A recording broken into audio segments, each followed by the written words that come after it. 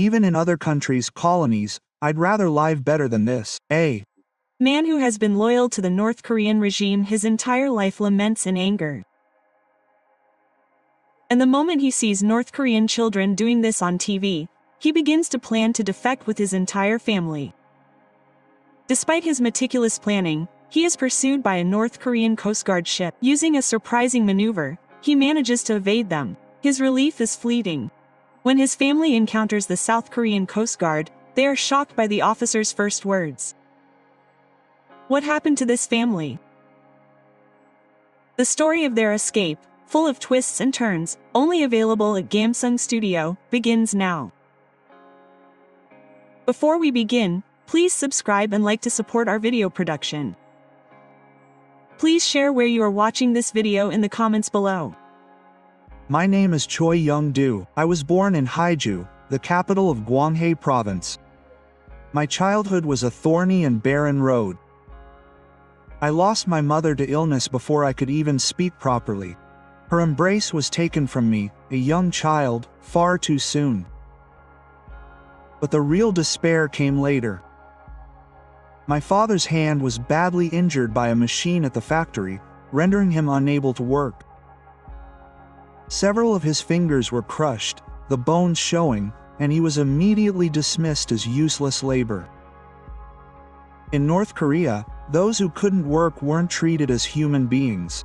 They weren't even given medicine, let alone food. My father suffered in agony every night, trying hard to hide his pain from us. But eventually, suffering from complications, he passed away alone on a cold winter day. I was only 9 years old, and my brother was 12. Having lost both parents, my 2 brothers and I were orphaned and thrown into the world.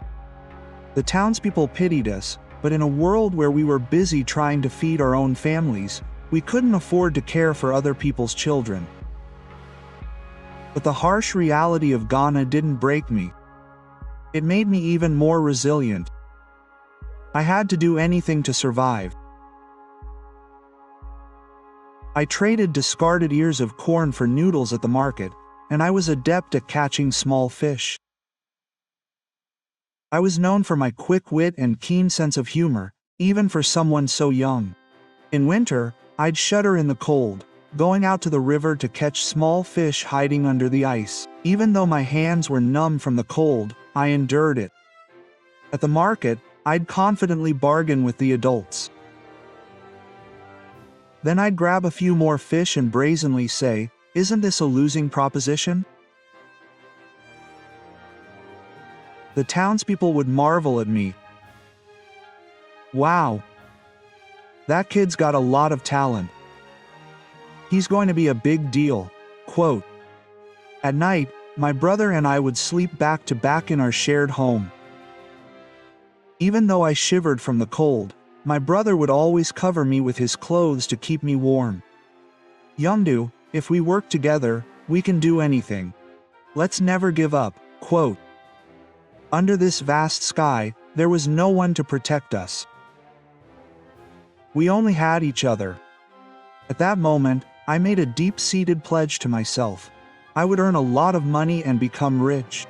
I would end this miserable poverty as soon as possible.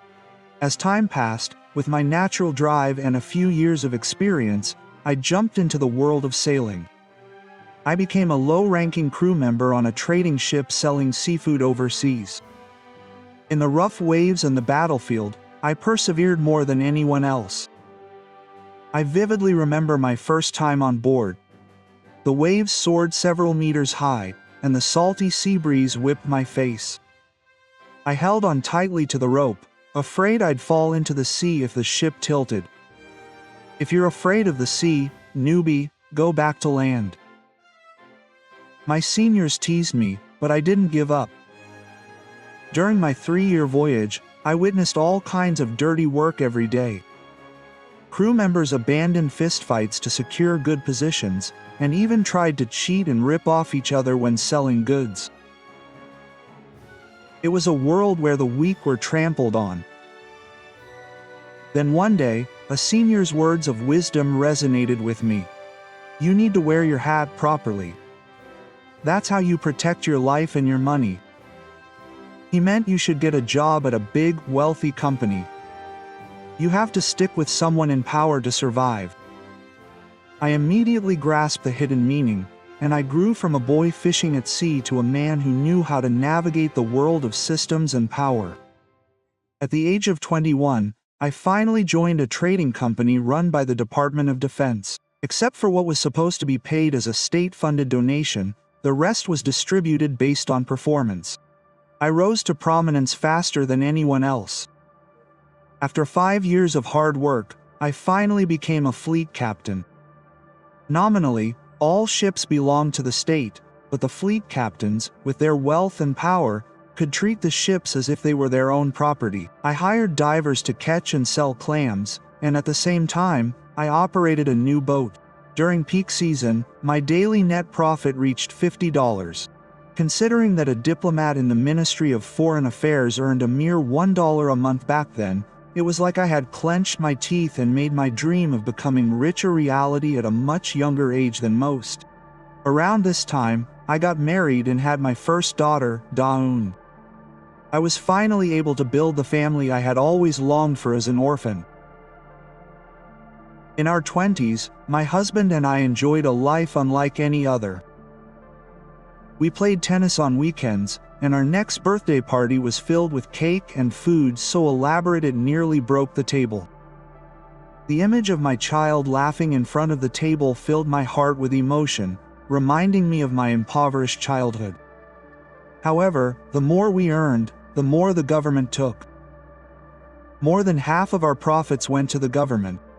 After the Ministry of State Security, the Ministry of Public Safety, the Navy, and Customs took first, I was left with only about 20%. Yet, having been taught to be a tax lord all my life, I took even that for granted. I believed that if they took more, I could earn more. I would protect my family. That's how I gritted my teeth and lived. However, contrary to my resolve, the world became increasingly harsh and unforgiving. The storms that lay ahead were greater than any I had ever faced. I was on the path to success as a fleet captain, dreaming of even greater success and expanding my business. I invested all my savings into repairing 3 boats. I installed new engines and completely refurbished the hulls. Just when I thought I had the money to spend, dark clouds gathered. In 2020, COVID-19 struck the world, forcing a global lockdown. Rumors spread in North Korea that the virus could be transmitted through air or seafood, devastating the fishing industry. The new boat I'd invested all my money in suddenly became a useless piece of scrap metal. At first, I even went out without telling the authorities to gather clams. I had to feed my family. I woke up at 4 a.m., dodged the guards, and headed out to sea. My luggage felt like it was going to burst, but I had no other choice. But a few days later, I heard terrible news. Any ship that crossed the blockade was to be shot. A bolt from the blue ordered a complete blockade of all coastlines. No one could have predicted it would last 3 years. My wife was pregnant with our second son, so I was terrified. What was even more shocking was that we were forbidden from even going near the ships. We could only watch as the boats, tied up in a row in Haegu, were tossed about by the wind and crashed into each other. The sound of the hulls splitting and the wooden planks breaking echoed all day long. Every time I heard that sound, my heart broke. They were the lifelines of the residents of Haegu. There was even a boat that Mr. Kim had saved for 30 years to buy, but the government completely blocked the passage, making it impossible to even approach, let alone repair it. Whenever I went out to Haegu, I could hear people gazing at their own boats and swearing goodbye. "That boat is our livelihood. Why are you blocking it?" Some people wailed, pounding the ground, while others collapsed on the mud, clutching their hair. The moment the boat was shattered, people's hearts were also torn apart. Far from protecting and killing its people, the state forced them to watch with their eyes wide open as their only means of livelihood was trampled upon. But there was something else that was even more terrifying. While the residents' boats were all tied up, the 8-unit boats carrying supplies to the central party were brazenly heading out to sea several times a day. Watching each boat leisurely sail out to sea made my blood boil. Our boats were rotting in a ditch, while theirs swung around the sea as if they had wings. Is this a world where people live? These curses welled up in my heart, but I couldn't say them out loud. I didn't know who would hear. The residents felt the same way. I was boiling with anger, but no one dared to speak out. All I could do was go to work and drive. I had to swallow my bitter words. It was a moment when despair about North Korea sank deep into my heart. Until then, I had resolved to somehow live well despite the difficult situation, but from that day on, everything changed. Even the markets were closed due to COVID-19. There was nothing to earn money or buy. It was practically telling me to starve to death at home. Then my wife cautiously suggested, "Why don't we try raising snails? I heard they're exported as cosmetics ingredients, but if we're going to do it, we need to start quickly." I agreed, feeling as if I were grabbing a Jeep lock. A single snail sold for 200,000 won, and a single snail laid 200 eggs, so if I raised them properly, they would be a lifesaver. There was no other way. For 2 or 3 months, I devoted myself to raising them. Every morning, I woke up, checked on them, fed them, and adjusted the temperature. Watching them grow to the size of my fist, I held on to hope. At least I could make ends meet. I thought, if I just hold on a little longer, I'll be able to live like before. The snails were growing so well. My wife and I put everything we had into our snail business. We'd stay up late cleaning their cages and wake up at dawn to check on their health. But a few months later, a bolt from the blue came. The entire country is being scammed. Get it fixed immediately. With a single word from the authorities, our snail business was completely banned overnight. All the money and sweat we'd poured into hundreds of snails vanished like bubbles. We had to abandon the snails we'd raised for months, barely sleeping. I pounded the ground and wept. I pretended everything was fine in front of my children, but whenever I was alone, anger and despair would surge through me. After a year of barely scraping by, the blockade was finally lifted. I could finally start fishing again. But the sea was no longer the same. Fishing hours were drastically reduced, and we had to fish only within our authorized areas. Even though I had 3 boats, without permission from my superiors, we were nothing more than scrap metal. I could only go out for 5 hours, from 10 a.m. to 3 p.m. Before, I could work all day, from dawn to dusk. Furthermore, the bribery was even worse. Even if I worked hard to earn money, the government and various agencies would take it first, and what was left was a pittance. For every 100,000 won I earned, I could barely afford 120,000 won.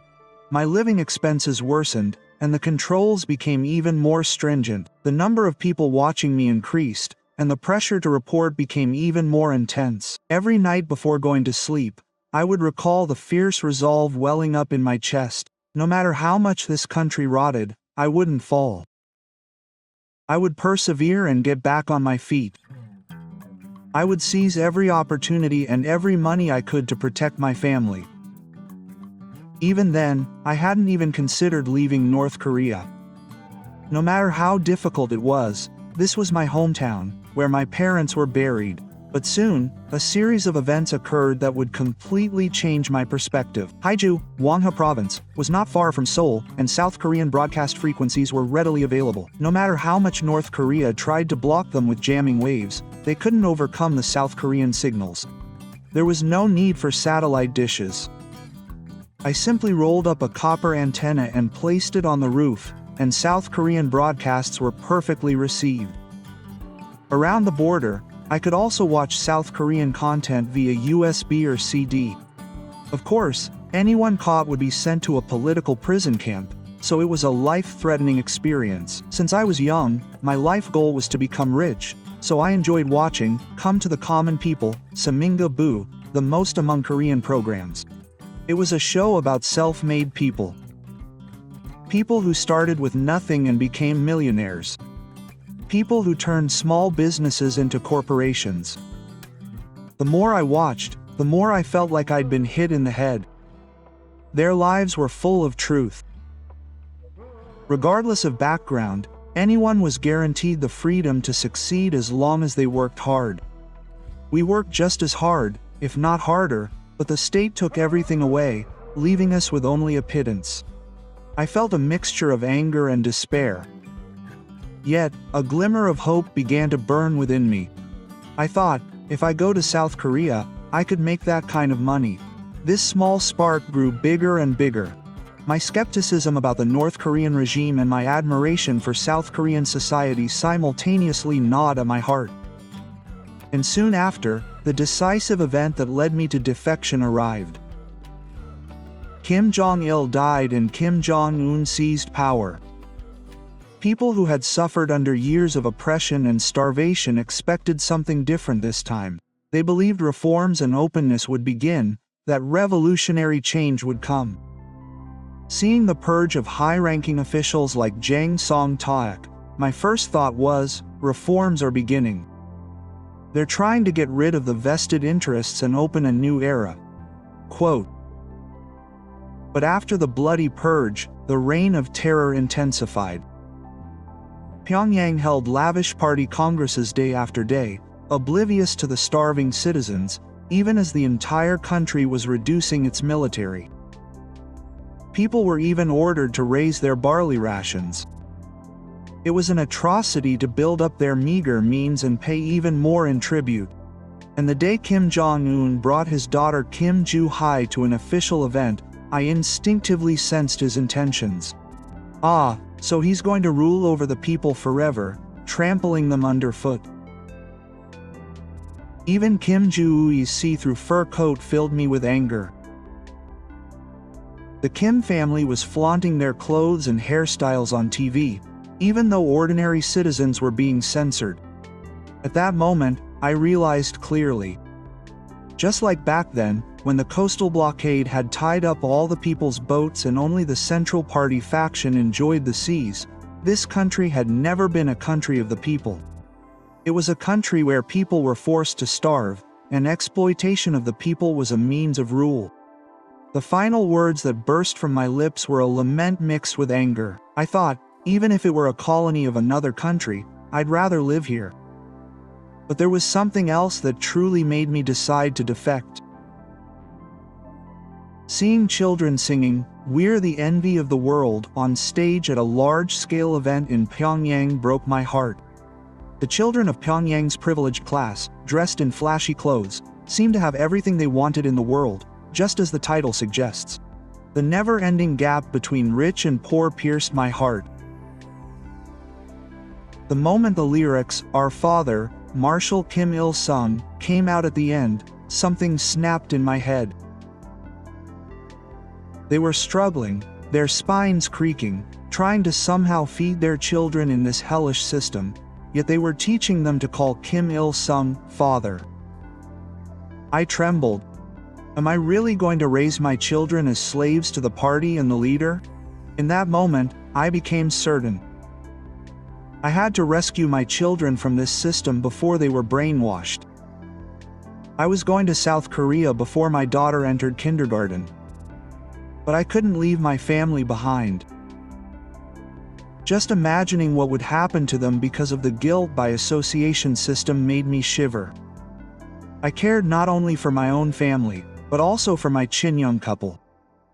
I began devising a reckless plan to take 8 people with me, including my wife's mother and Cheonam. The problem was that even within my family, we had to be careful what we said. It was commonplace for 2 out of 3 people to keep tabs on each other, to the point where there was a saying, 2 out of 3 are secret agents of the Ministry of State Security. I first told my brother about my plan. Actually, he was the one who suggested it, but I rejected him. Back then, I told him I couldn't leave North Korea and that I had to somehow adapt to society and grow up. But now, my thinking has completely changed. Next, I persuaded my wife, and my brother persuaded my sister-in-law. At first, my wife thought I was just being impulsive and brushed it off. But she said she realized I was serious when she saw me cutting back on sleep to repair the boat. Knowing my determination to see things through to the end, she and her children trusted me and supported me. Having worked on the sea, I decided to defect on an old wooden boat. I spent nearly a month analyzing the West Sea's currents, ebb and flow, and Coast Guard movements. I meticulously studied which areas the patrol boats were passing through and the safest times. The boat was an old, wooden, barrel-rigged vessel with a tiller and engine. I sealed the bottom of the boat and waterproofed it.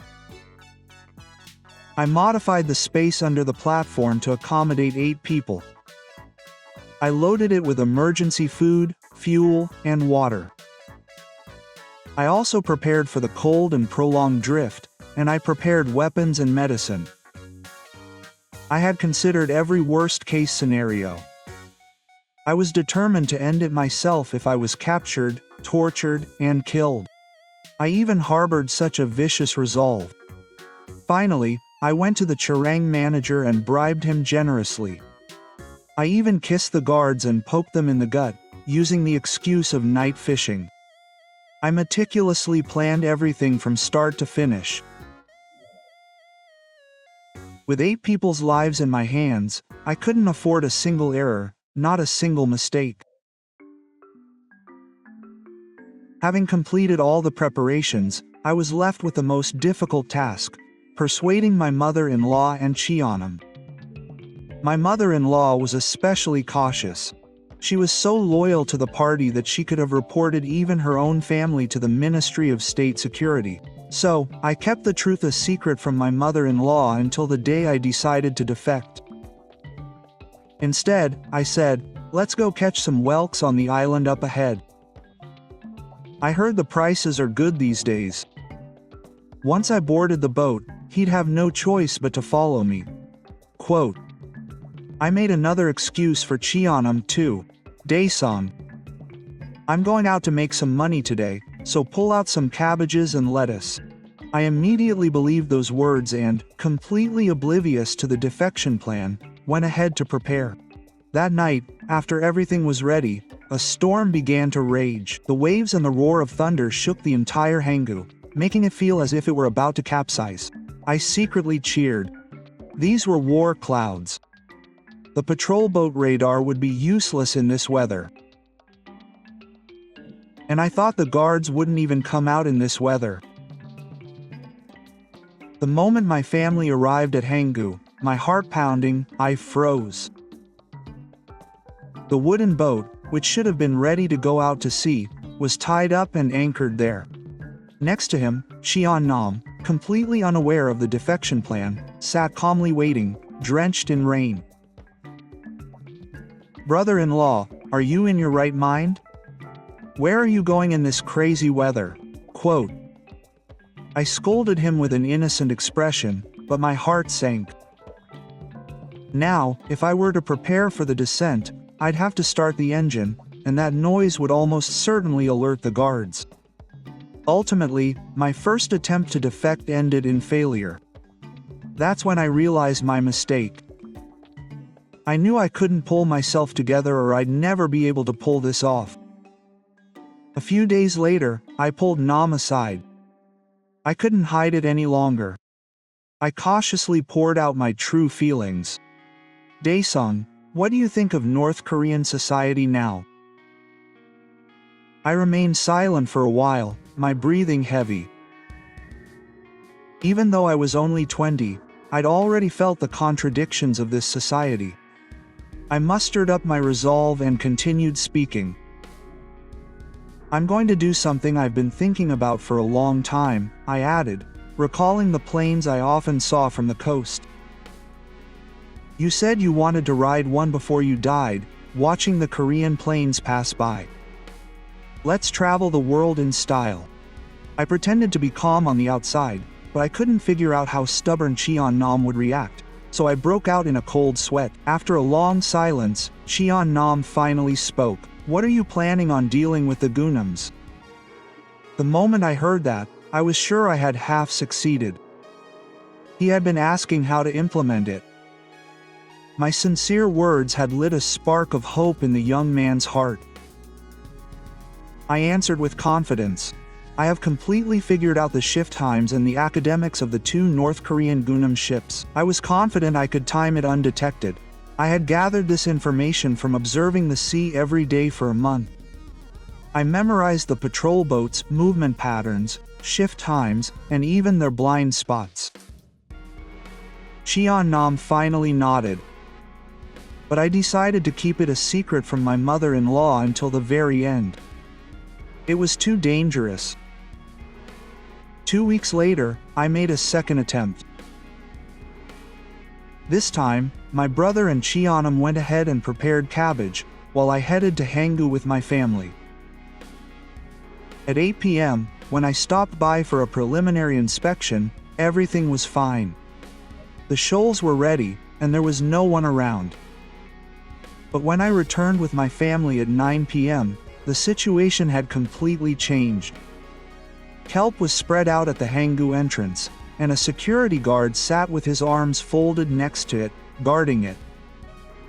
The problem was that this was the only access to the wooden boat. A family with children and an elderly person walking past that late at night would be suspicious. I held my breath and waited, figuring he'd doze off or leave at some point. But the security guard's eyes widened at the slightest movement, alert and on guard. Even after midnight, the road remained closed. Ultimately, my second attempt to defect ended in failure. I felt impatient, but, based on my life experience, I decided to wait for the next opportunity. Rushing will lead to disaster. Opportunities will surely come again. Let's settle down. I tried to calm my heavy heart, thinking to myself, let's do it right. After 2 more failures, my mother-in-law began to feel less suspicious. Why does the whole family want to go boating every evening? Finally, unable to endure Cheon-nam's interrogation, she confessed the truth. My mother-in-law's face paled, and she collapsed to the ground, speaking in a shocking voice. Quote, "Shouldn't we report .wi? Defection is absolutely unacceptable. Our whole family will die. We'll all die." Even Cheon-in, whom I had struggled to persuade, lost his spirit at these words. Repeated failures and family opposition left me in deep despair, living each day in anxiety. Then, a problem arose. Someone reported the original location of the dam, making it unsafe. I had no choice but to relocate it to a nearby rock. An even bigger problem was that the entire road to Gaebawi was mined. It was a place so frequented by accidents that no one dared approach, a place called Hell's Plains. Landmines laid during the Korean War were still buried there. My mother-in-law, a local resident for 60 years, was the only one who knew a safe way to avoid the mines. Without her help, even reaching the wooden boat was impossible. Ultimately, I resorted to my grandchildren as my last resort. Quote, "Mother, I can't let the children be trampled by the Kim dynasty's hereditary system. I have to go, at least for the sake of my grandchildren." Seeing my mother-in-law's still trembling expression, I firmly conveyed my resolve, feeling no longer able to back down. Quote, "Then you stay here and protect socialism. I will take my family in defect, whether I live or die." 5 hours after we parted ways, Cheon-nam came running, panting. He told me that my mother-in-law had dramatically changed her mind at the last minute and was packing her bags and coming. But another obstacle remained. Late that evening, I had to cross a minefield with 5-year-old Daun and 3-year-old Hyeon Woo. At first, I considered giving them sleeping pills and taking them with me, but it was too dangerous. Instead, I hugged the children tightly and earnestly explained the situation. Quote, "Today is a really important day. If you don't want to be separated from mom and dad, you can't make a sound. Got it?" The children's eyes were trembling, but they nodded, as if sensing the weight of those words. As they followed their mother-in-law, holding their breath, they stepped into the minefield. The moment they did, the whole world became quiet. When my mother-in-law signaled with her hand, we had to place our feet precisely where she signaled. One wrong step and it would be over with an explosion. It felt like playing pilgrimage with the Grim Reaper. Fortunately, the children, lying on my wife and I's backs, didn't squeak, as promised. Step by step, we passed through those life or death moments, and miraculously, we all passed the minefield safely. On the wooden boat, which had been prepared for the main course, my brother and Cheonam were waving. Finally, all 8 of us managed to board the boat. After 3 attempts, the real journey had finally begun. Looking out at the sea, I made a final resolution: there was no turning back. Our family's fate depended on this wooden boat, so I carefully started the engine, trying to keep the engine as quiet as possible. It was a brisk walk, so slow it felt like we were barely moving. This was the only way to avoid detection by the Coast Guard and patrol boat radar. I kept my eyes ahead, while Cheon-nam kept watch, scanning the stern. Jeong-eun was below the boat, looking after the other family members. It was a situation where everyone had to move as one body. The sea was calmer than I expected. The waves weren't too rough, and the wind was just right. A glimmer of hope emerged that we might succeed. But that hope didn't last long. About an hour after we set sail, Cheon-nam, who had been on guard for Gumi, shouted urgently, "I see a light behind Jeong-bu." I turned around and saw a searchlight sweeping the sea in the distance. As it approached us, a bright light suddenly illuminated the entire boat from side to side. Having analyzed the Coast Guard's movements for a month, my heart sank. Was it over as soon as we set off? No, it was either death or total darkness. I gritted my teeth and revved the engine to max. And then I started racing. Escape quietly was no longer an option. It was now a race for speed. The pursuing boat was getting closer. The searchlights grew brighter, and the roar of the patrol boat's engine began to be heard. I shouted to Cheonam, "Throw the net into the sea, quickly." Jeonam, a reporter, threw the net into the sea. The net spread out over the sea, and the pursuing patrol boat's propeller got caught in it, drastically reducing its speed. It was a hair's breadth.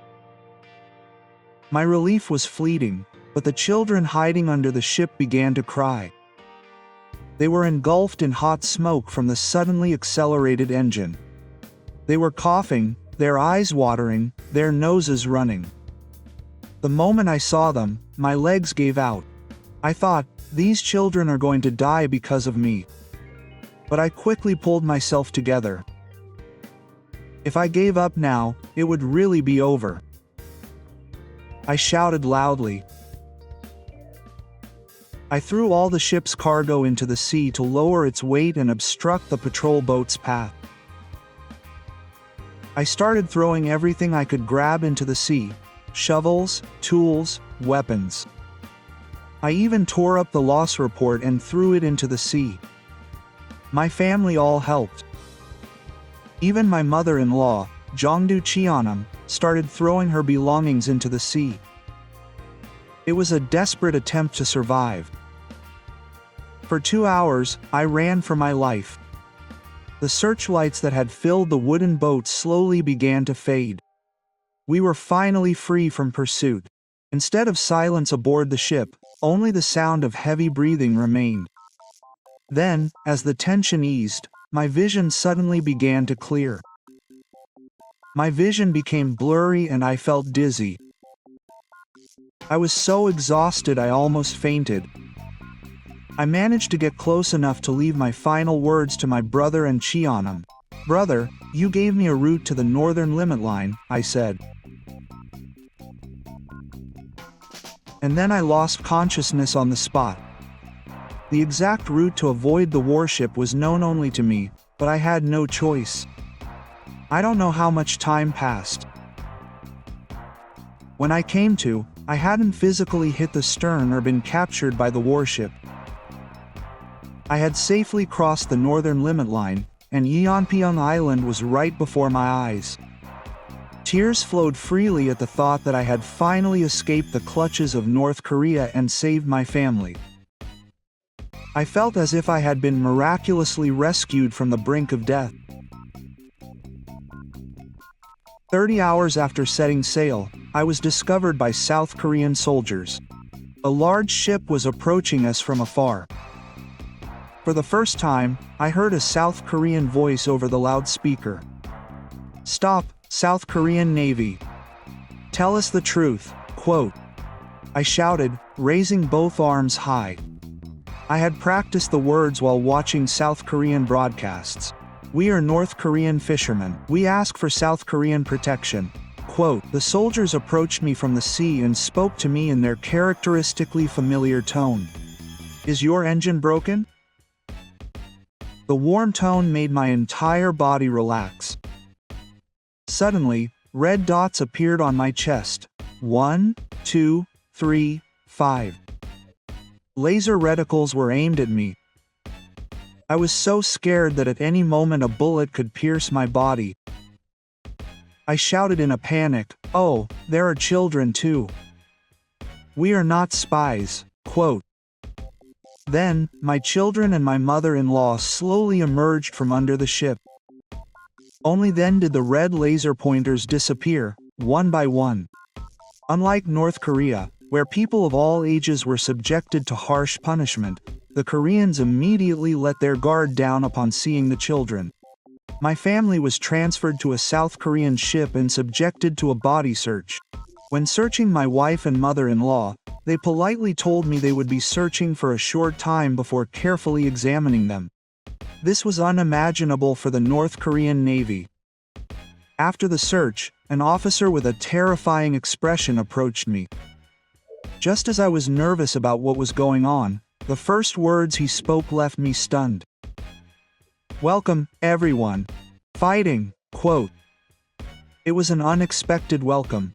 It wasn't just a place, but a place where we were seen as people in need of protection. As I ate a warm meal in the military barracks, I thought to myself, I've never been treated like this in North Korea, where I've been exploited my entire life. I've finally arrived in a country that treats people like people, a country that protects even the weak. Quote. My children looked around in wonder, and my mother-in-law kept mumbling to herself, "Are we really in South Korea?" The moment we stepped onto South Korean soil under the protection of the South Korean Navy, our family's new life began. We were first questioned by the National Intelligence Service and then transferred to Hana. There, we became somewhat famous among North Korean defectors. Unlike those who took months or years to reach South Korea via China or Southeast Asia, the story of 8 North Koreans successfully escaping in just 30 hours on a worn-out wooden boat was truly a story like no other. 3 months later, before I was due to leave Hanwon, a reporter from the Ministry of Unification approached me secretly and requested an interview. However, I politely declined all interviews and press conferences. I was worried that if the North Korean authorities discovered the route of our escape on a wooden boat, they would crack down harder.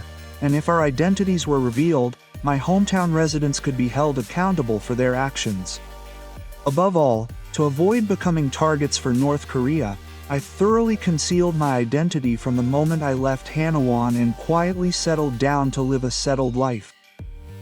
The most satisfying part of South Korea was no longer having to worry about my children. I was thrilled to see my daughter, now in kindergarten, show off her talents on stage. In North Korea, we would have been forced to sing only songs praising Kim Il-sung and Kim Jong-il, but here, we could sing our favorite songs to our heart's content. Playing with the neighborhood kids at the playground and going to the Children's Experiential Learning Center every weekend became our daily routine. In North Korea, these children, who would have been forced to receive in-house education, read only censored books, and memorize phrases praising the regime, were enjoying their freedom. Even my mother-in-law, who had opposed my son-in-law until the very end, threatening to report him, adapted faster than anyone else. She joined the local table tennis club right after leaving Hanawon. She enjoys it so much that she's been nicknamed the Table Tennis Queen.